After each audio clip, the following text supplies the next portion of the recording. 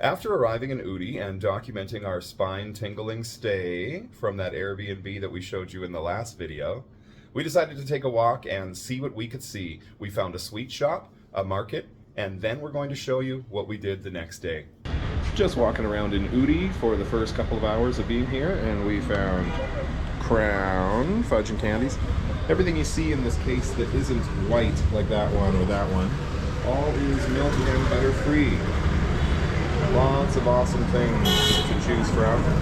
Seeing over here, these crispy rice, those dark chocolate crispy rice, and the fruit jellies. All vegan. That's a nice store you have, thanks very much. So be sure to check it out, it's right on the main street. I'll show you the outside. Fresh homemade chocolates and fudges.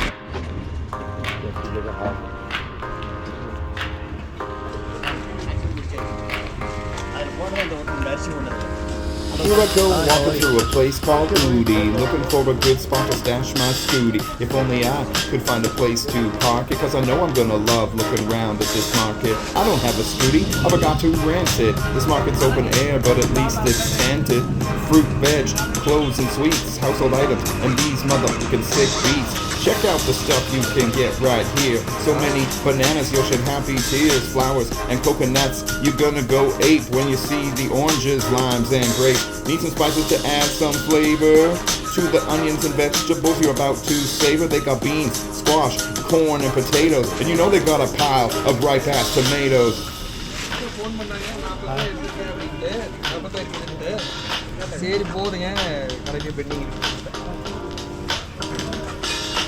What about your body? What about your body?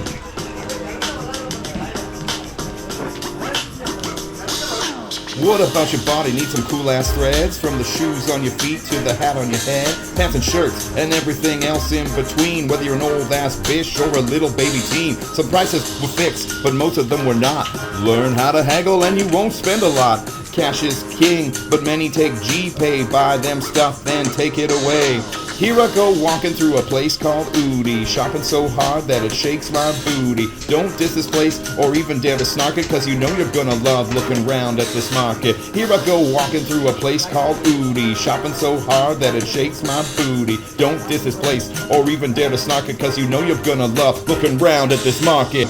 Here I go walking through a place called Ooty, shopping so hard that it shakes my booty. Don't diss this place or even dare to snark it, cause you know you're gonna love looking round at this market. Here I go walking through a place called Ooty, shopping so hard that it shakes my booty. Don't diss this place or even dare to snark it, cause you know you're gonna love looking round at this market. Haha. I'm not really good at rapping.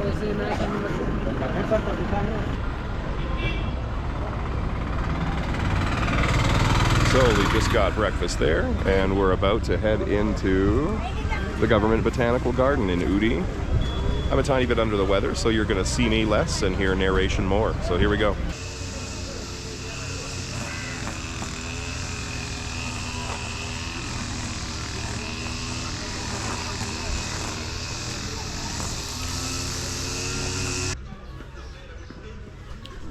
If you made it this far, you somehow managed to tolerate my brutal joke rapping I used to show you a local market at night. I commend you and offer my congratulations and mostly serious apologies.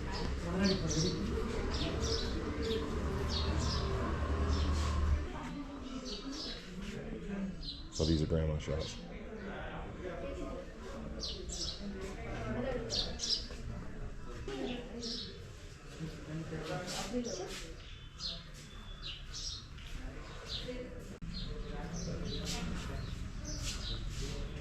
This government botanical garden was established in 1848 by colonizers who also brought many of the area's Christian churches here. So, its architect was William Graham McKeever. The Marquis of Tweedale prepared the initial layout during the late 1840s. The gardens were established by a subscription of 3 rupees per month amongst the colonizers for the purpose of supplying vegetables to themselves for free, minus the 3 rupees monthly.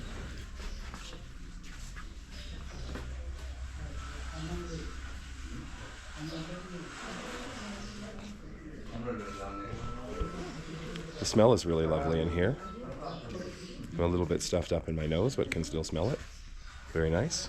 And a whole bunch of succulents and cactus here. During the time that Ooty was under British control, considerable cultivation of vegetables for the market was carried on by the European land thieves and their cronies. The subscribers received vegetables free of cost.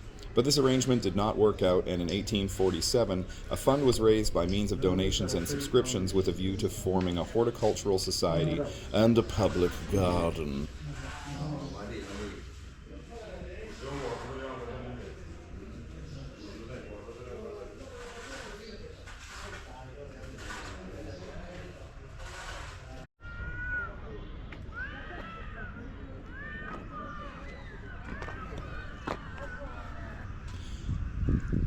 There were very few horticulturists at that time. Seeds and saplings were not available locally, but were available from nearby jungles. It was proposed to establish a public garden. My guess was a prime direct satellite, but I've heard now that it's a peacock. The land was irreparably altered to convert the upper portion, which was a forest, and the lower portion, which was a swamp, into a beautiful garden. The British horticulturists they did employ to undertake this conversion submitted a report at the end of 1848 to the East India Company in London. He took 10 years to complete the layout of the garden. Cushy job. Surprise, Natalia found a dog. Maybe the dog found me. I don't know.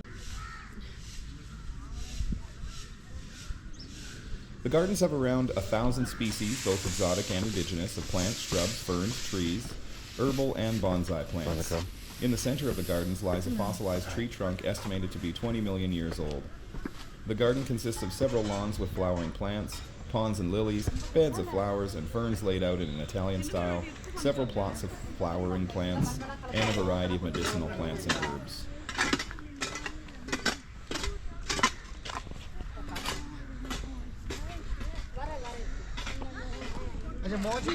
This garden was made using inspiration from a traditional Italian garden, hence the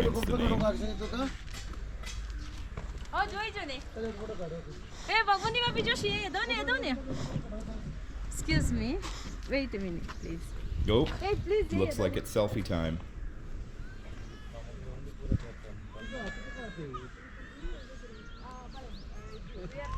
We're asking what's so Italian about this garden, and if you look up close, you may not be able to get it with the GoPro here, but if you look really close at these flowers, all of them are going like this.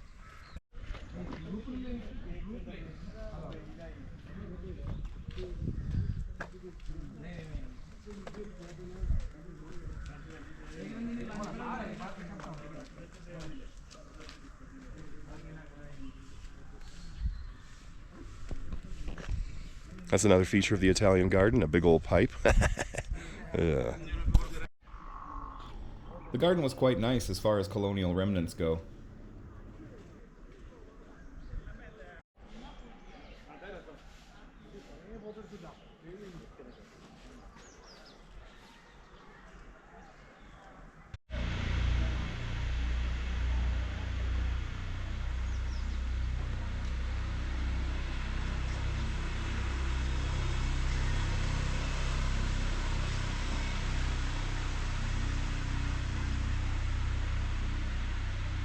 We began the descent out of the garden.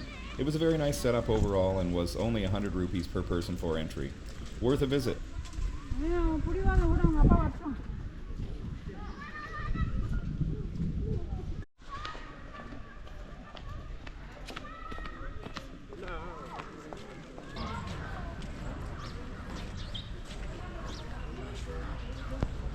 For Vegan Everywhere, chicka chicka chicka, I'm David.